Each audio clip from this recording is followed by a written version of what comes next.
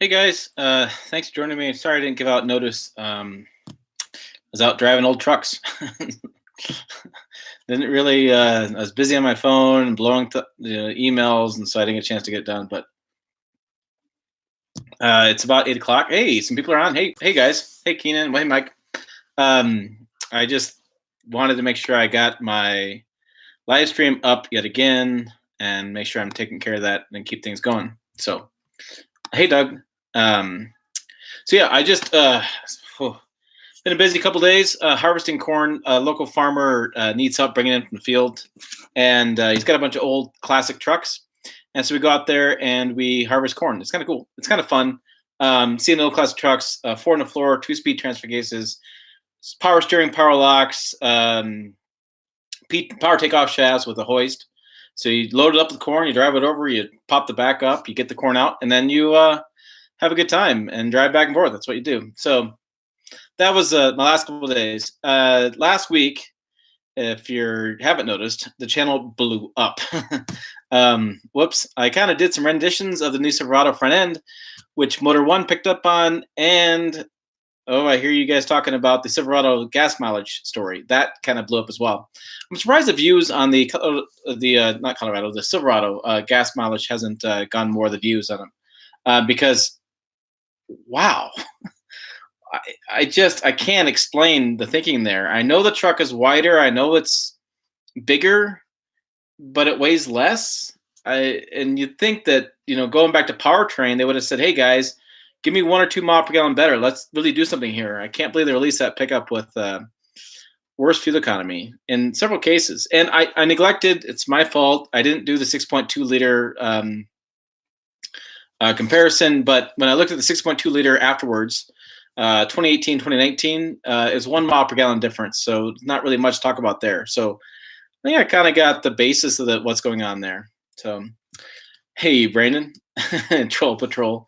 It was really cool to watch TFL though. I was with my father-in-law in one of the trucks watching TFL and give me a shout out. That was pretty cool. But I didn't, I got them through social media. I didn't actually email them. So they saw my social media. That was cool. And got a hold of them and they saw what's going on. So that, good. I think more people in the media talking about this, the more Chevy may come back and say, whoa, that was not a good idea. Maybe they're going to come up and say, maybe we dropped the ball on that one. Okay.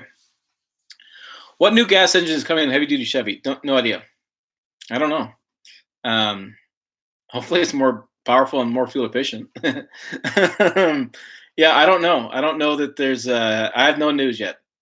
February is going to be the official reveal. Remember, we got 3 more trims of the heavy duty to show, so I'm expecting emails this week to put that out. Is there a difference in the way they calculate the MPG on the new trucks? No, Doug. EPA testing, it's been the same way. They actually derated the Trail Boss. So if you've ever seen the TFL stuff where you know much about this, is that on special editions, especially lifted special editions, they keep the same mile per gallon EPA as the stock one does. The EPA does one testing across the board on all the pickups, and all the pickups get that. So even if you lift it and put bigger tires on it, it still gets the same fuel economy as the stock pickup did. And so when Chevy did was they asked the EPA to actually derate it. And what they meant by that was they want to make sure that the sticker on the Silverado Trail Boss shows worse fuel economy than the stock one to get people realistic expectations because it's lifted and it's because bigger tires. So they actually made that choice, which is interesting. So that's there you go. Sorry. I've been driving truck all day. It gets a little tiring. 2 days now I've been driving truck. Johnny Five back from Jamaica. Johnny Five looks like he had a good time in Jamaica. I was following as best I could, buddy. I was keeping track of what's going on. Uncle brought a new Silverado 1500 2019, both 5.3 and 2.7 liter inline 4 RST versions. Wants to do a real world test, see if the 5.3 could be more fuel efficient than RST. Your uncle has way too much money. Hey Brandon, 2.7. Yeah, 2.7 liter. It's not not an inline 4, is it? I guess it would be. Yeah. 25. Do you really dislike the look of the new 2500? Ooh. So, What's interesting about this discussion, and I'll say it like this, is that I'm always in the belief that the people that are opposition of something, their voices are louder than those who are in agreement. So, for example, the 2500 and the new Silverado look, heavy duty look, has gotten lots of comments, lots of comments. And I believe that's because people who don't like it are more willing to type comments than those in support. And I had a poll on this channel, and I haven't checked in a while. I put a poll, and for a while it was like 80-20. People were in favor of the new look. And I think you're going to find that. I think you're going to find people going to be hating it, and they'll comment more often those in support of it. But what I found really interesting about it was that people were asking me to put that Silverado, the new Silverado front end, on the heavy duty, and I did. There's a picture of it. I did a rendition of it. I got mad Photoshop skills. Yeah, I don't know. I mean, I've used Photoshop for 7-8 years now. So actually, no, I've used Photoshop about 12 years now. So you learn a few tricks. So I did that, and what I found fascinating about that comment is when the 1500 came out, people were very much polarized by that front end. If you recall, was it January Auto Show? Yeah, January of this year, 2018 Auto Show, they came with a new Silverado look. And people were polarized against it. And even when I drove it in August or September, months ago together, even when I drove it, I was really thinking that it was still polarized of a front end. That's still where my thought process was, that the new Silverado 1500 was polarized. And now the 2500 comes out, and people are like freaking out about it. And then they want me to put the 1500, the new polarizing front end, on the 2500. So I thought it interesting. I thought also that maybe it quelled the anger to the new half-ton Silverado by showing the 2500 and the Z71 package on that. I thought that was really interesting. I also thought it was really interesting that Chevy did not make much of a comment on a press release that the new 2500, the first video was a Z71 package.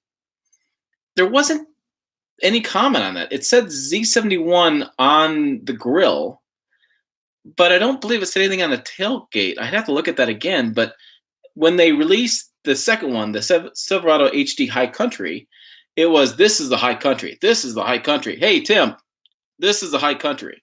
They made a big deal about that, and I thought that was really interesting. I don't. So Brandon says, was the first one an LT? I don't know. I don't know what it was. Why wouldn't you tell me what that trim level is? And if you notice, go back to the videos and watch that one more time and read the comments. You'll see one clear statement by viewers saying this is a terrible look. But none of them say, boy, I hope the High Country looks better. They don't say, I hope the RST looks better, or whatever trims are going to come up with, the LTZ. They don't say that at all. They're always like, this is the terrible look. And so what I wonder is, was that a Z71? Was that heavy duty? Was that actually, that first image, was that really a custom Trail Boss work truck?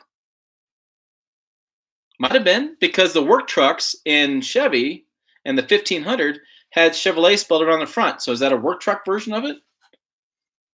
So what do they really show?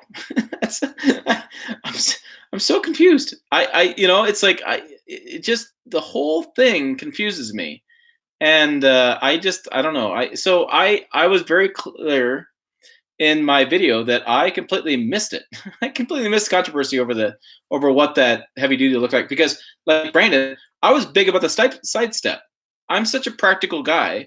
I looked at the side step and thought, man, awesome, I can get in the front of my bed. I missed the whole controversy in the front end. And I will say this, and when I saw it in person, it didn't look as bad. And I thought it was interesting that they put that image out, and they put the image out of the front end. Remember, just the front end of it, and it didn't, the High Country version, they didn't put that image out. So I'm going to lead you down another little path for a minute. Sean, hang with me here.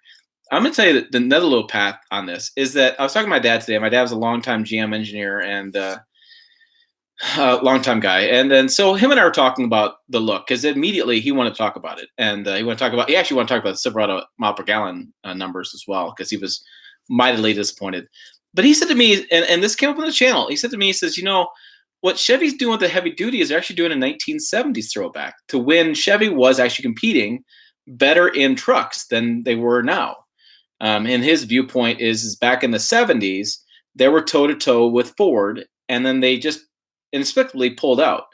And I think part of that was the oil crisis. It was 72, and I was Googling it today and I didn't get very far, but it was like 77 or 79 or something like that. There was another crisis as well.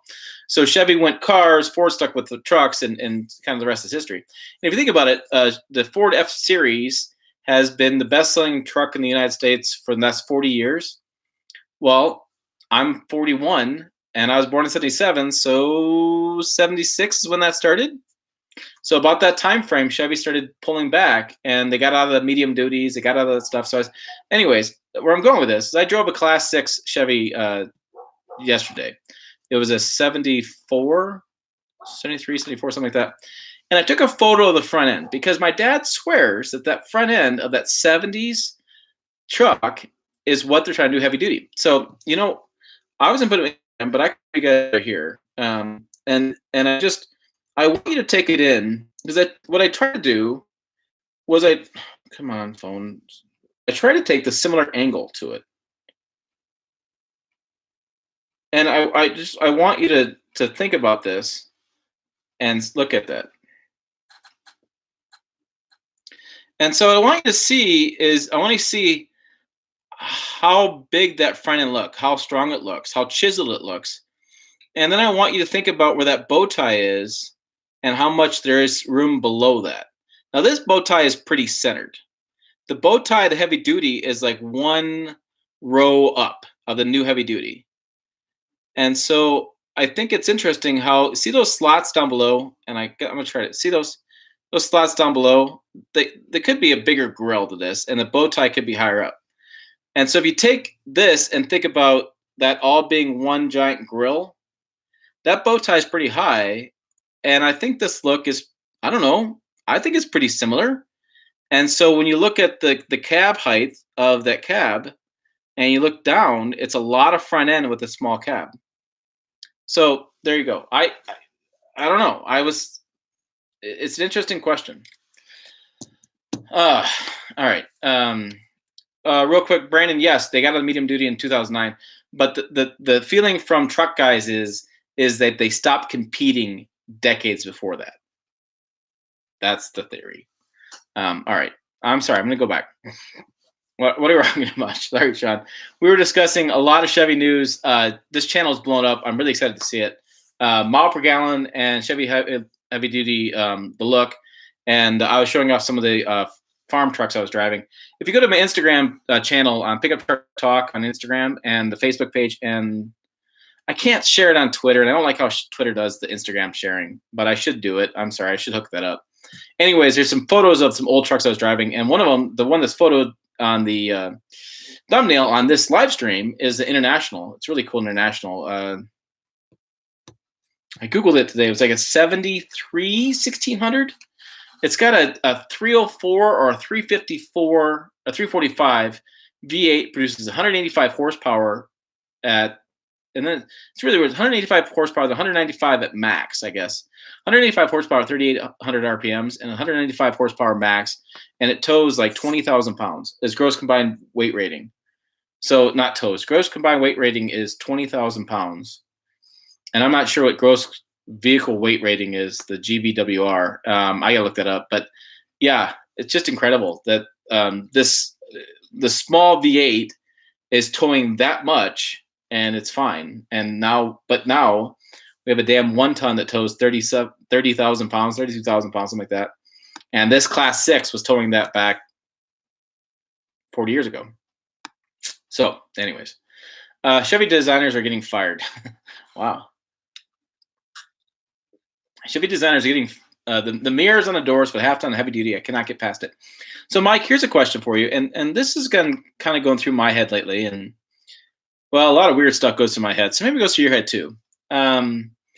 Chevy designers, I've been talking to them, and a couple of them, those guys are pretty young, like my age or younger. I consider myself young. And what I want to know is, do you think that the Chevy mirrors and look is SEMA inspired? Do you think the growth of SEMA making these big gargantuan trucks unlifted with big grills with big mirrors and such, do you think that that is infusing its way into automotive design? I don't know. You want to know the problem? You want to know what's wrong with new Chevy? Johnny Five says the problem with new Chevy is it's not a Toyota. Yeah, Toyota would never go to this, right? No, it's interesting. It would never go that way. No way. That's a work truck. Work truck still has steel wheels. Good point, Brandon. But I mean, what is it? I don't know. It's interesting.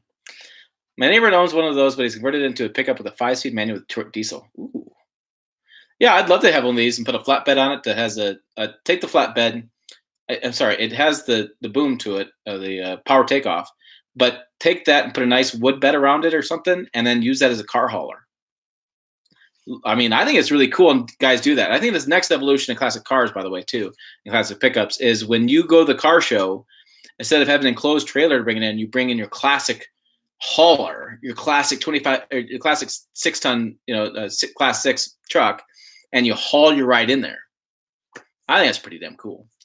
73 CK generation was a huge step backwards, in my opinion. You have a lot of opinions. I'm sorry, you do. You do. Cheers to Brandon and all his opinions. I love me some old school international trucks. Oh, that thing was cool. Had the huge steering wheel. Driving a bus. But here's the cool part: was it got really cold, and driving back to the dump to get rid of the corn to the auger. The heat worked and the lights worked. I was pretty damn excited. The brakes, though, you do about 40 miles an hour, 45, and you hit the brakes, they grab. It's like, and my follow hit the dash. That's kind of he was riding with me, and I had gotten used to it, so I knew what to expect. Whoops. All right. Jordan says 2020 Ram heavy duty. Yeah.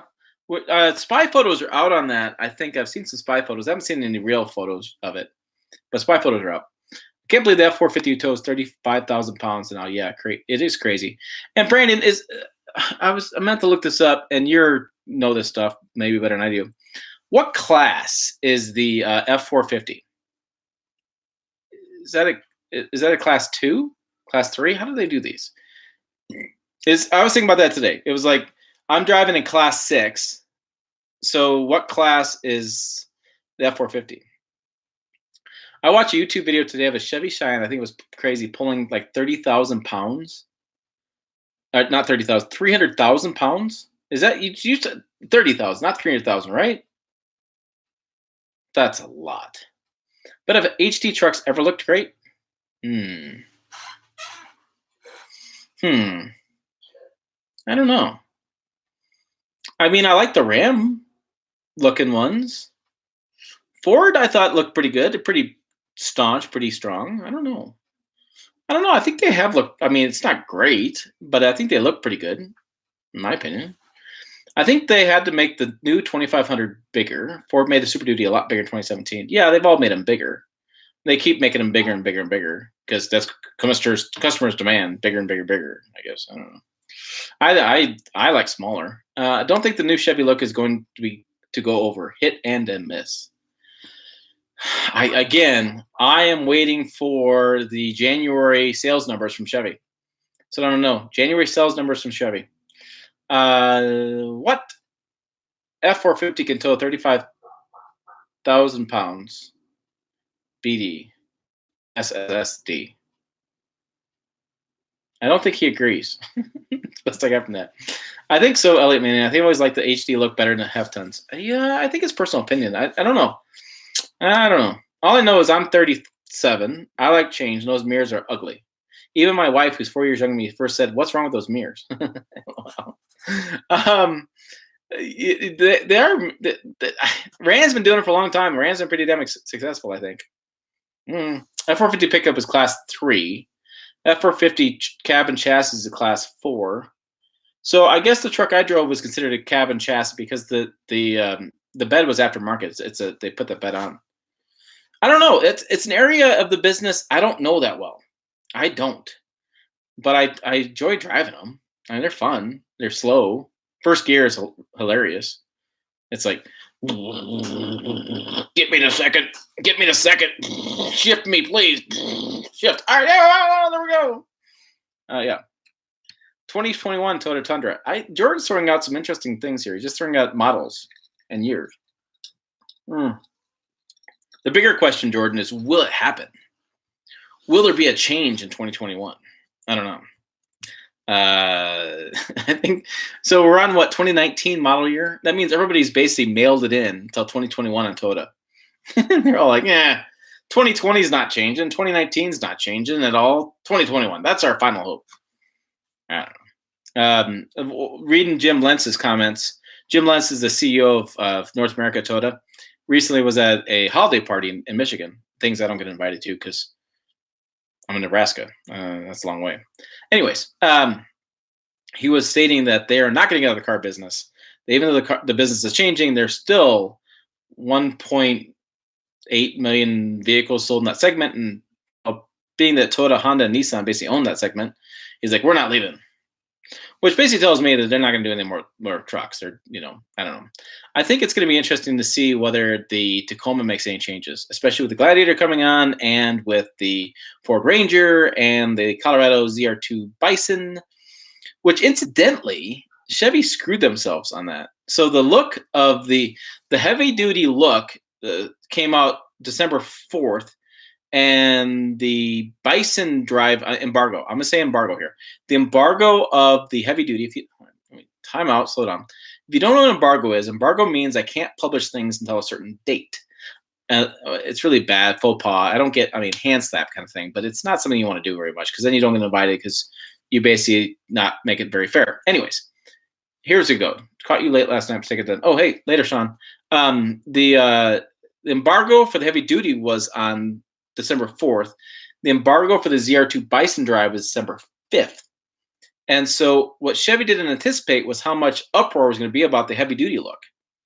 Well, it was so much that it screwed over my ZR2 Bison video. The ZR2 Bison video has like 150 views. It's terrible. Nobody's watching the damn thing. I put it up to share all weekend long on Hootsuite, and I scheduled it, and I don't think anybody else still saw it.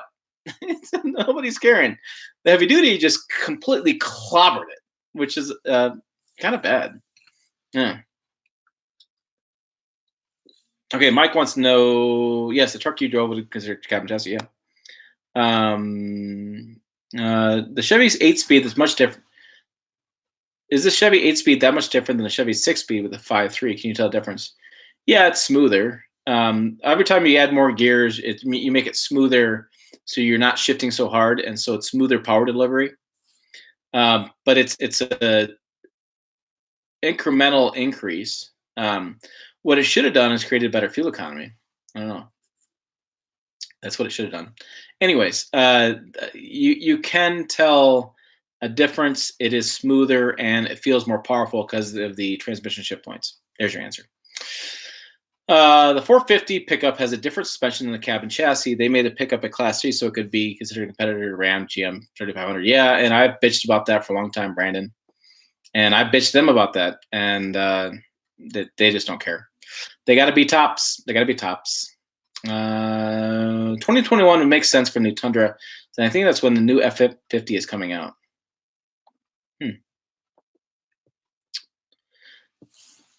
I don't. Here's what's interesting to me about that statement is that I wonder, because Ford has made so many improvements on their truck consistently over this last life cycle. Like every time I get in one, I swear things are changed because they just keep making new additions to it.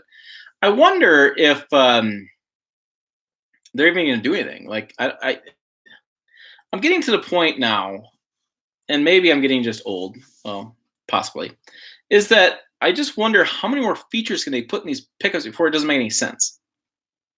Like we talk about in transmissions, there's a point of not no returns, but there's a point of like returns don't make sense, right? So if you keep adding more and more speeds, diminishing returns, that's the word for it, diminishing returns. there's a point where you add more transmission gears and you get a point of diminishing returns. That as you add more gears, you're just not going to get that much more fuel economy or smoother shifting transmission. At some point, we're going to reach that point. It's like we're at 10 speeds right now. Are we going to get 12 speeds, 14 speeds, 16 speeds, 18 speeds? I've talked to engineers about this, and they're very skeptical because there's a point of diminishing returns as you keep adding more speeds. And I think this relates to new pickups, especially the F-150 that's done so many new things. Like, at what point do these features become diminishing returns? And so, they could vary lineup, like Elliot just said. F-150 hybrid, sure. F-150 electric pickup, fine. If you have to do it, that's fine. They could update the 5.0 Coyote, sure. But I just wonder at what point do these features just become like, it's just a ho-hum, new thing. I still don't like trailer breakup assist. I don't. There's features they've done I don't care for. Additional cameras are cool. The Wi-Fi is cool, but they have that stuff. Like, I just wonder. I wonder if I'm gonna be wowed. I think I would be more wowed if the Tundra came with those features than it would an F-150 adding a couple other features. I think that's where we're at now. Ram came with a new pickup, and it wowed us because it was so much better than the prior generation. Toyota could do the same thing. But I think Ford now has a diminishing return problem where if they increase incrementally, I don't think they're going to see that much boost in sales. I think it's kind of where it's at. So, it's a little bit of a thing. That's kind of my thing. Maybe it's a Timism, but I think I really like the Bison. Don't like the price though. It's gonna be a tough one to get around. AEV is gonna charge their prices, and that's what it's gonna be. I just checked out. Look up later. Chevy Cheyenne vintage commercial. I need paper. Okay. Chevy Cheyenne. Is that the one where they put the trucks on top of each other trucks? There's one where the truck is driving and another truck on top of it. Is that the one? I usually watch those commercials because they're fun. I like the actors too. Like, I did that. What did I do with that? I'm not going to say it because I'm going to forget it.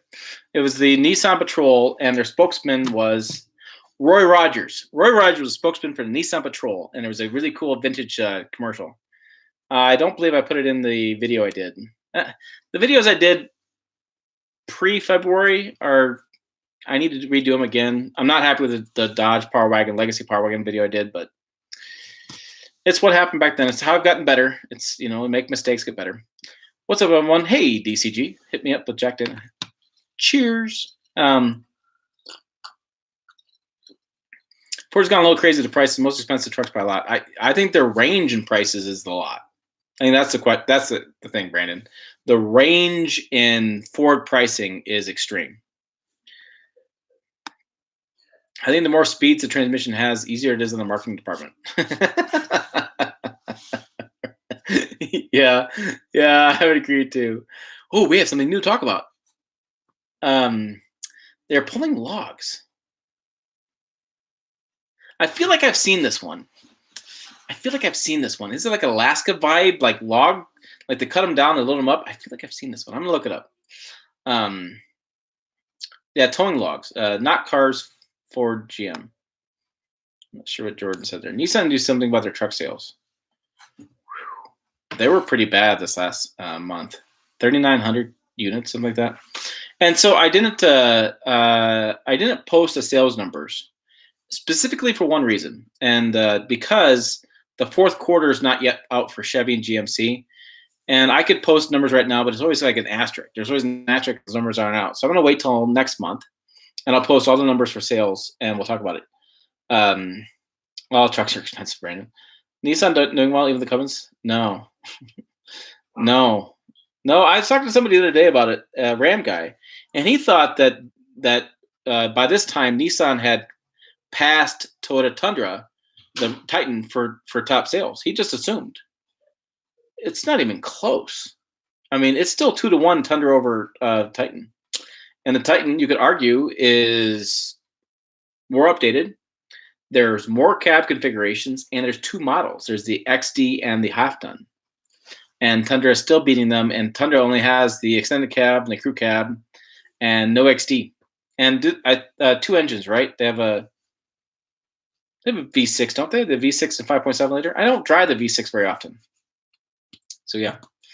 And no CGC. Rapid sales decline ever since they came out. Some months they sell less than Ridgeline. Yeah. Cummins should sold at V8 to another manufacturer. Yeah, there's no V6 Titan, but there's a V6 Tundra, right? Or is it a smaller V8? Cummins tried. They did. I've talked to engineers off the record, and they've all know about that Cummins engine that Nissan got. Cummins was putting it out there. They were trying to get people to sell it, to buy it. Isn't there a smaller Tundra? Why am I thinking? No, they killed that, right? They killed it. Okay, Brandon, Mr. Encyclopedia. They killed it, what, 2 years ago, 3 years ago? Didn't they? My balance worse than the Ridgeline. Yeah. Yeah, the sales have been bad. Ask Tim about the Ridgeline frame. Do not ask him about the Ridgeline frame. People buy more trucks. They have been buying more trucks. Tundra is a beast. I am biased. You are biased. No V6 Tundra. Yeah, that was a couple years ago. I think they killed it. I feel like it was 3 or 4 years ago. Anyway, what's interesting about the V6 is that 66 GMC that's we're using to haul corn has a V6 in it. Yeah, I think that one's got a smaller loader, I think, on the back, or side loader or end loader. I don't know what you call that, but I think it has. I think it's smaller, so it's probably still hauling 15,000 pounds of corn in a V6. That's impressive. There's a smaller V8 Tundra, 4.8 liter. 4.6 and 5.7 Tundra it is, not 4.8, Brandon. Ooh, some Googling is going on right now. I thought they had 2 powertrain choices. I've only driven the 5.7. That's all I get in the press plates.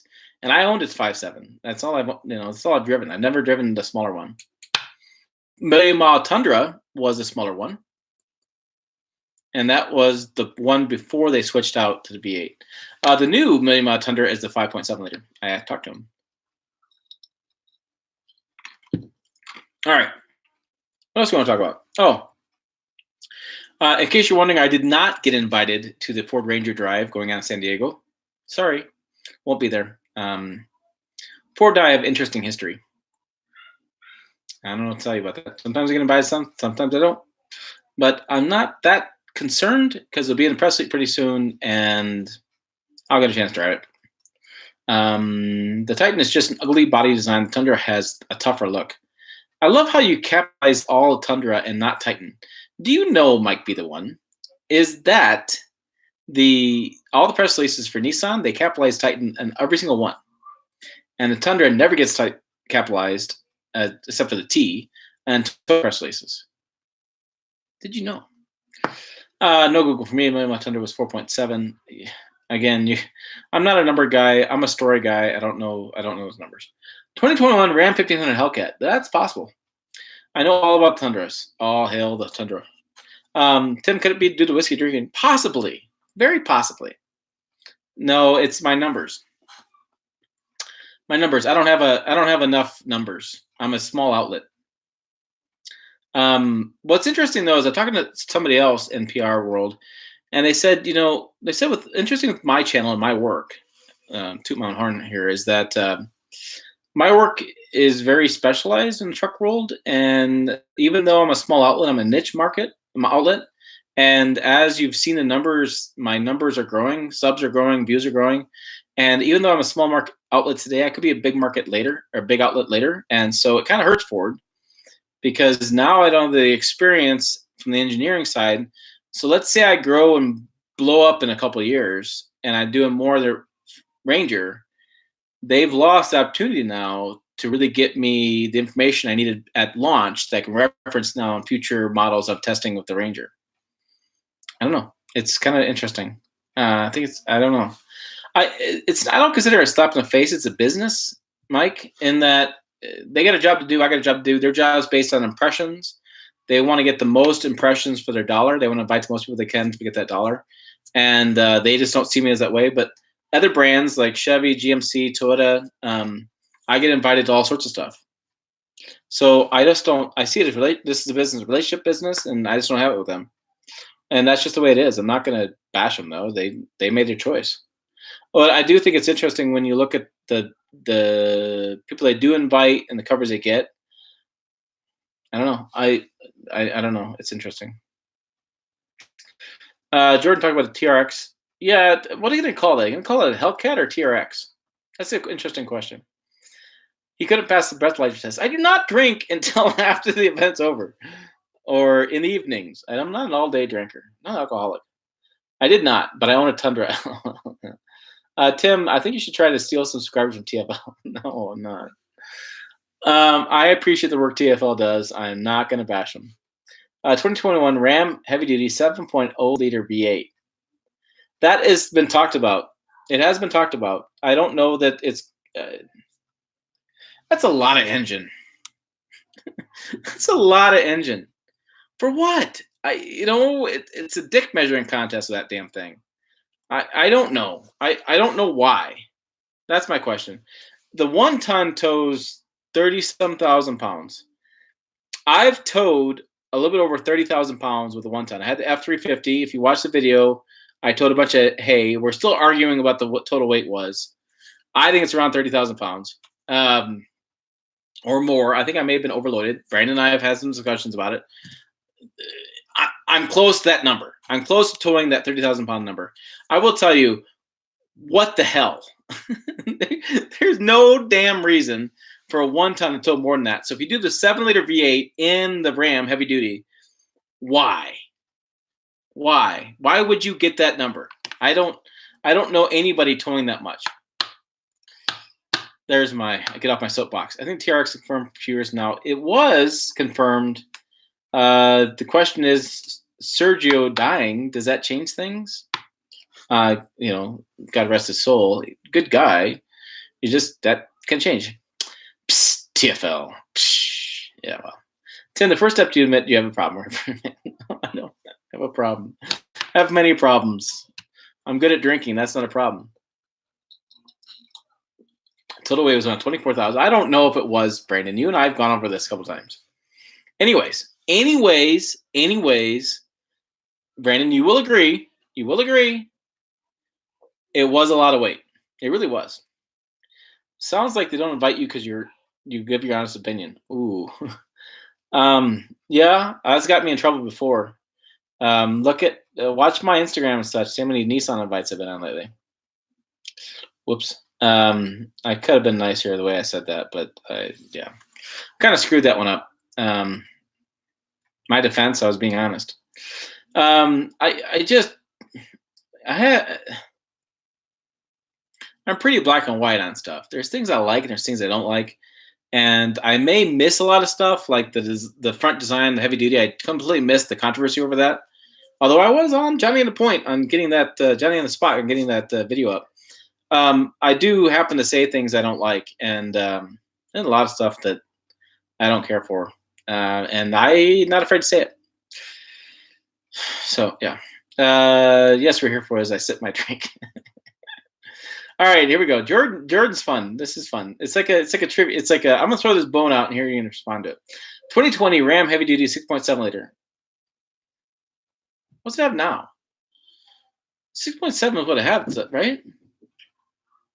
6.3, 7? I don't know. I don't know my heavy duty numbers well enough. It's a big gas engine. That's what guys in my area know. They know there's a diesel and a big gas engine, and they all know the Cummins diesel and the Ram is going to outlive the Ram truck. There's a lot of weight considering these guys told that with a 3/4 ton. That was crazy. I actually talked to that guy. My father-in-law still talks to that guy, and I need to go visit him because I need to borrow his loader. And that guy's crazy. That guy's nuts. One thing we can all agree on is farmers always overload trucks. Yes, absolutely. But what's interesting about farmers, and I'll say this, is that you guys saw the vintage photos I put out. Nobody's doing that anymore. Everybody's doing semis. So all these farmers are doing semis these days.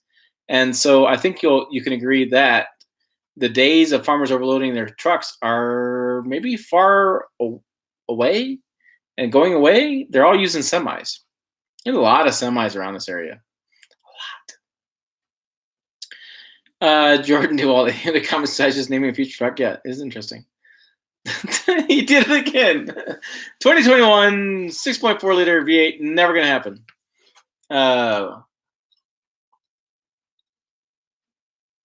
You know what, Jordan? You keep commenting. You're fine. Brandon, knock it off. You keep commenting all your stuff I want. I'm trying to put my feet up so I don't do stuff. I gotta go, Tim. Good chat. Keep the hard work. Hey, thanks, Mike. I appreciate it, buddy. This channel is growing, and I'm excited by it, and I'm having a lot of fun. And I love the support comments I get. I've kind of had a rough week with criticism, and it's nice to get the support and see people like my work. All right, I'll catch y'all for this, but what do you guys think about this new electric pickup? Ooh. I'm going to do a video on it. I'm going to do a video, and my video is Practical Tim Goes to Town. I have all the numbers in my email, but I'm gonna shoot from the cuff here. And here's my issues. Number one, 11,000 pounds towing. That's what it says, right? I asked the PR rep if the 11,000 pounds meant there's trailer sway control, tow haul mode, what the life of the battery is, 11,000 pounds, if there's backup assist, that kind of stuff. No answer. I looked up the charging times. It's a 180 kilowatt battery, isn't it? 120 or 200 some whatever. And when you look at a 110 volt plug-in, like my lamp, you're talking 3 or 4 days to charge that up to 100%. 220 volt, you're talking 8 to 10 to 12. It was 8 to 12 hours, 10 to 12 hours, something like that, based on the Tesla. If I based that on the Tesla battery charging times to the new 480 volt charging, I guess they're coming out with, it's a pipe dream. Eventually they'll come out with that. Yeah, you're looking at like half time, 6 hours. I don't understand who in their right mind would plug in their pickup for 8 to 12 hours so they could drive the next day. Now, I said that. I'm going to say that again. I don't know who didn't do that. However, in my area, as my neighbor who used to be a farmer, Reagan, who watched this, Reagan, I'm going to give you some props here. He brought this up to me. He made the point, he says, farmers have been plugging their diesel engines in the wintertime for years. So they start in the morning. So electric trucks would be the same way, right? Possibly. I just don't know that I would want to worry about range. I think range anxiety in pickups is more than there is in cars. And there's many days that I drive more than 400 miles. It's not very often, but there are times I do. And I don't worry about charging up my truck. And I was looking at, I have some numbers. And I'm going to do a video, but you got me going DCG. Here's the thing. I looked up return on investment. And hey, Randy. Yeah, I had to pimp you on my Thunder. Sporty. So, Randy, if you're still around, listen to this. And I'm going to do a video on this. I'm going to do a video, but I'm going to talk to you guys about this. Is I looked at the new Audi e-tron. Is that what they call that thing? It's an SUV, Audi SUV. They drove in Dubai. My friends flew over. And I've read an article about this. And it's a similar size to the Q5. That's the similar size SUV. And what got me interested in this is that the Q5 in the Premier package is $42,950, and the e-tron in the Premier package is $75,795. Now I know that Audi is going to tell me that there's more features and you can't compare, no apples to apples, none of that bullshit. That is bean counters and marketing S101. That's bullshit. So let's compare these. So $42,950 is the Q5. The electric version of the Q5, which is the e-tron. I'm sorry, it is.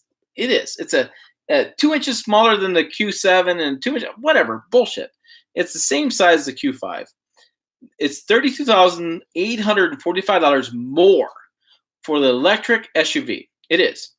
And so what I figured out was 12,000 miles a year, and the Q5, which gets, 27 miles per gallon combined, or 24 combined, something like that. Anyways, 12,000 miles a year. It was, if you bought it at $2.50 a gallon, if you bought the Q5 and gas was $2.50 a gallon, right? it would take you 26.27 years to break even versus the e-tron. 26.276 years. And that does not include the fact that it's 11 cents per kilowatt hour. If 220 miles of range, it costs you $7.92 to charge that car up from empty to full. Electricity is not free, my friends. It's not free. So our refill up was $7.92 at $2.50 a gallon with whatever the tank is. You're looking at 30 some dollars in gas, or $40 in gas, or $7.92 per charge in electric. So that's about a quarter.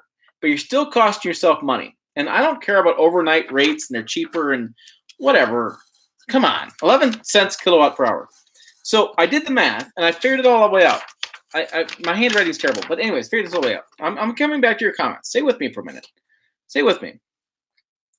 So I looked at 350 a gallon, 450 a gallon, 550 a gallon, 650 a gallon, 750 a gallon, 850 a gallon, 950, 1250. I looked at all this stuff. I put the math in, calculator. I did it all figured out. So when do you think, if the average ownership of an SUV is 3.5 years, that's where we're at, 3.5 years, about average per car. Truck's about 5 to 6. When do you think gas pays for itself at what dollar amount? So if it's $2.50 a gallon, it takes you 26.27 years. So if it's wait DCG, wait with me just 1 second. I gotta refresh mine too. Hold the phone, you're fine. So when do you guys think, if gas is $2.50, it's 26.267 years to break even? When do you think you would actually kind of break even if you bought an electric SUV? I got to figure it out. When do you think? When do you think that would happen? I can do a video. I'm going to do a chart and do my stuff on this chart. When do you think? I'm going to tell you how much per gallon gas has got to be to make it make sense to buy an electric car. And here's the other thing, fascinating point too, is if the Premier package audio is $75,795 and the Q5 is $42,950, you're spending a lot more on insurance, tags, and license to get a license up per year than you are the Q5. Okay, I'm going to tell you. I didn't quite get it all the way. So if gas is $13.50 a gallon, it costs you'd get your ROI, you would pay back the difference between two models in 4.87 years. That means that after year 5, basically, you would start actually saving money on fuel and the car versus the Q5. 5 years at $13.5 per gallon.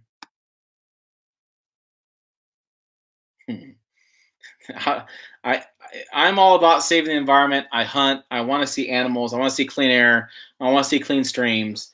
But when you're talking $32,000 difference in vehicle price and 26.276 years to break even, because the electrical cost plus that number even goes higher when you figure out the tax, title, insurance. Don't tell me EV is the better option for practical guys, because not seeing it. Not seeing it. Okay. That I have a charger. It has its own kind of, I don't know. It's a startup company saying they have their own charger. Come on. I like the Rivian. It's a good alternative for people who don't use their truck like a truck to your dismay, Tim. There's a lot of people. I know a lot of people like the Ridgeline too. Go electric as long as you was to hold around 8 gas cans and generator. Yeah. The idea electric is cool for construction where guys can plug in tools in it, basically use it as a generator.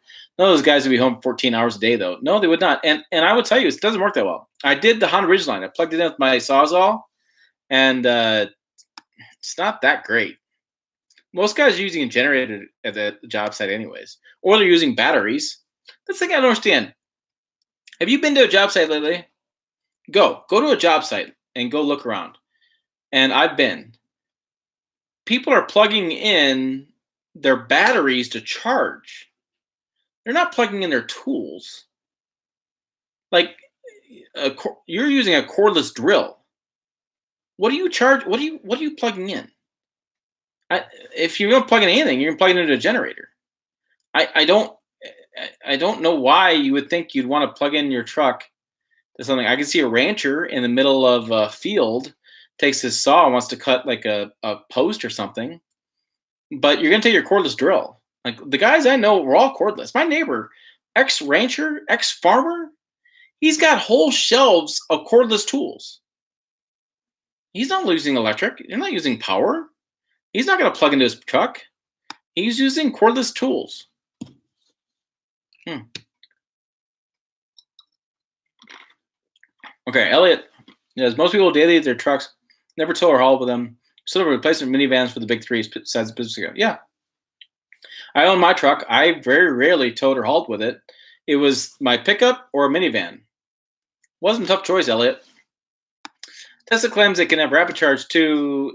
The problem is you can't install in your garage, so you have to go to one location, sit there for a few hours to charge. That's ridiculous. I've seen these charging stations in my area. They're charging stuff that just sitting up by itself. What do you do for those couple hours? You don't go have a cup of coffee. There's no place to have a cup of coffee. You just charge your car. Play with your phone. You check Facebook. Get bored of Facebook.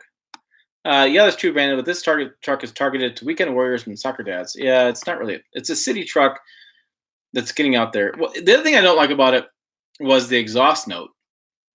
So the Rivian CEO said, you can go to nature and be quiet, and all you hear is nature because your truck's not making any sound. All the truck guys I know are like, hey, come hear my exhaust. I got a new muffler. Come check it out. They have throaty this sounds. It sounds like a really good truck. So clearly it's not appealing to us at all. Dubai. And the e-tron Quattro SUV is no excuse for luxury vehicle owners to not own a bloody Tesla. Yeah. Yeah. I agree. I thought it was, I don't know. I didn't care for that. If your commute was like 2 miles, maybe the Rivian battery would last long enough. I think you're not a fan of Tesla, Randy Stern. Most journalists aren't fans of Tesla. If you didn't notice that, most automotive journalists don't like Tesla. I like the idea of my crew plugging in a truck instead of a gas generator. Maybe my grandkids will benefit from this tech. Yeah, maybe it'll come down. But the guys I've been at job sites with, they're cordless. They're just plugging. They just need power to charge their batteries. All right, DCG, you're fine. Head out. You're fine. Don't get me started. $8.50 a gallon. No, $13.50. Doug, $13.50. ATBS. Hence, my grandkids will benefit. Hey, Mike's back. How was the steak, Mike? That steak sounds good.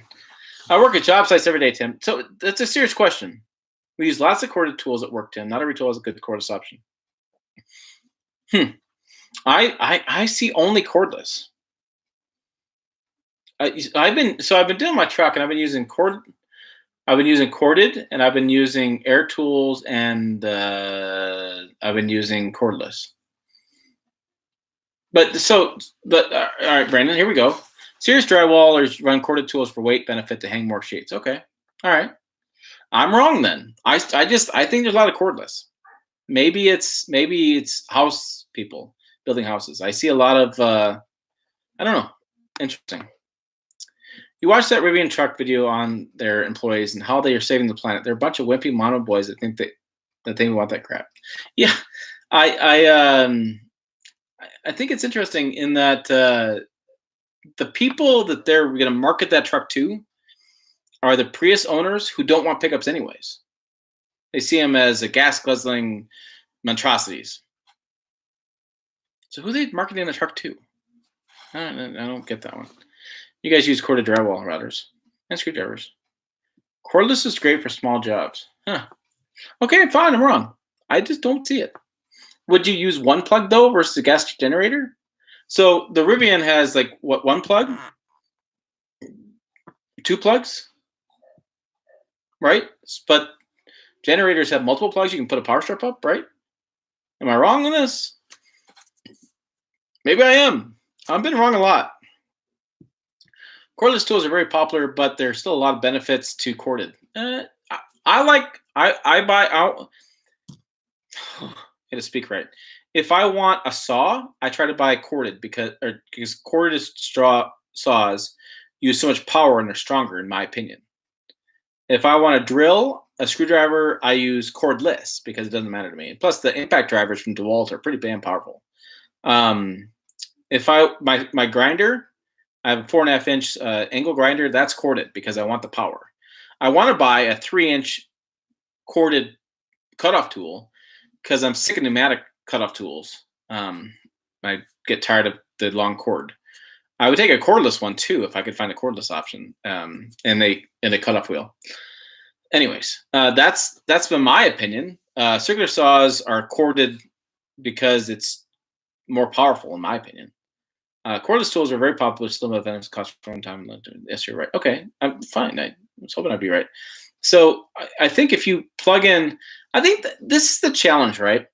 I think the Silverado has it. Maybe somebody else has it. I'd like to take one of these new pickups and plug in an extension cord and run a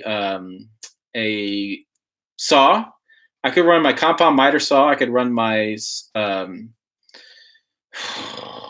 my other saws, the table saws, stuff like that. I could run. That's not a table saw. I could run a circular saw. I could run my circular. Well, my phone's blowing up. Sorry. I could run my circular saw. I'd like to run my circular saw, my compound miter saw, and my screwdriver, or I have a corded drill, all off of a extension cord on a pickup. And I'd like to see how that works. That reminds me, I should do that. I should totally go build something the next time I get a pickup that's got a plug. I take my plug and go build something. That'd be kind of interesting, right? That'd be an interesting video. I think you guys would watch that. I could build a shed, maybe. I need a shed. I could go build something and use that and see how well it works. If I have enough power. I don't think I have enough power. I tried to build something with. I tried to take some wood off with that ridgeline, and the speaker was cool. I like to listen to music, but I could not make it work. It did not have enough power for my needs. I should ask for another ridgeline. Reminds me when I had a Hummer H2 back in the day. I put hybrid logos on the doors. It pissed people off. Yeah, my H2 story. I was working at Office Max, and somebody bought a printer, a laser printer, and went to put it in H2, and it wouldn't fit. I'm like, you have this monstrosity of a vehicle, and it wouldn't fit a printer in the back seats because the back seats didn't have enough room for it, and we had to unbox it and like squish it in the back of the Hummer. That was hilarious. I'm like, what a useless vehicle to haul people around in. I don't know. I thought it was funny. Yeah, I'd like to see a miter saw run a pickup. I wonder if it would work. I do wonder. Like, I wonder if that would work. I wonder if I could build something. I could build, like, I don't know. Wouldn't have anything over 15 amps. I tried it in 2017 EcoBoost. I had to run for the generator. The 300 amp inverter can't handle real tools. But they market it that way, don't they, DCG? They say you can use your tools in the field. They say that in the marketing, the commercials, and the PR reps I go to, they want to use that in the field. But does it really work? I don't know. Interesting. I do not have a truck coming lately. I have SUVs. I have the Toyota Highlander, Mazda CX-9. I get an Acura RDX, I think, after that. So I don't have anything to, really charge to do that test. I see DTG kind of what I suspected. That's too bad. Yeah, I don't think it actually works. I think it's just a marketing thing. I use both cord and cordless. Depends on what you're doing. I agree. They all use fossil fuels to charge them. Sorry, I can't finish till the sun or wind charges my drill. Right. That's the thing. It's like, I own a Rivian pickup, right? For example, let's say I have a Rivian pickup and I'm like, hey, I can't come over and help you move because my pickup's still charging. I got another 4 hours. That'll be over. Maybe. I don't know that I want that limitation. I don't know. I don't know. Yeah, a Ryobi 10 amp saw or drill, but not framing tools like Makita, Bosch, or Milwaukee. Yeah, I mean, I have my Milwaukee Sawzall. I don't think that would work. I don't know what my compound miter is. My compound miter is Ryobi. I think I bought it Ryobi. Yeah, no one in construction would use a little Ryobi tool on a job. No, I don't think so either. They would use a bigger tool. I mean, mine's fine. It's a household compound miter saw. I wish I would have spent the money and got the slider. I wish I would have got a 12-inch or 14-inch with a compound miter with a slider. It is limiting not having a slider. I've used my circular saw. But I buy cheap tools because I don't use them that much, and they wear out, and I just buy new ones. Although I do buy the expensive cordless drills. I try to buy those. But like table saws and stuff, I cheap out on them. That's my little secret because I just don't use them enough. All right. It's good for charging your cordless battery pack on the job site. That's it. That was my point. You made my point. I don't know if RAM has a plug in the bed. I don't know. This is interesting stuff. All right. That's an hour. That's it. Time out. I'm done. I drove truck all day. I'm exhausted. Good to talk to the wife. Have a little dinner. I'm a little bit late. Nope, in the cab. Huh. That's interesting. Anyways, I'm out, guys. Thanks for watching. There's going to be some videos going out this week. I got some stuff written down. I'll do the vintage truck stuff tomorrow, hopefully. I'm really behind basically everything. I'll get some stuff out. Hopefully you guys are watching it. I'll see you next week. Again, thanks for all new subs. You're on this new sub. You're watching this. Thank you for subscribing. And I am out of whiskey. Need some more. And thanks for watching. Thanks for making this channel be something. Good night, y'all.